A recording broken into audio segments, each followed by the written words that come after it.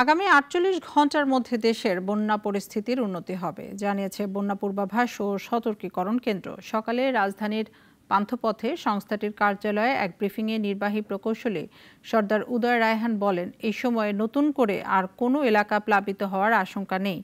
প্রধান নদী অববাহিকায় সব নদীর পানি বিপদসীমার নিচ দিয়ে প্রবাহিত হচ্ছে। বৃষ্টিপাত ও পানি বৃদ্ধি নিয়ে ভারতের সাথে নিয়মিত যোগাযোগ ছিল। দ্বিপক্ষীয় চুক্তির আওতায় কাঠামোগত তথ্য আদান প্রদান করা হয় না বলেও জানান তিনি। মূলত আসলে ভারতের সাথে যে আমাদের যে নদ নদীর পানি বিজ্ঞান তথ্য আদান প্রদান করা হয়, এটি মূলত হচ্ছে গিয়ে পানি স্টেশনের মানে উজানের পানির তথ্য আর কি, নদ নদীর পানির তথ্য।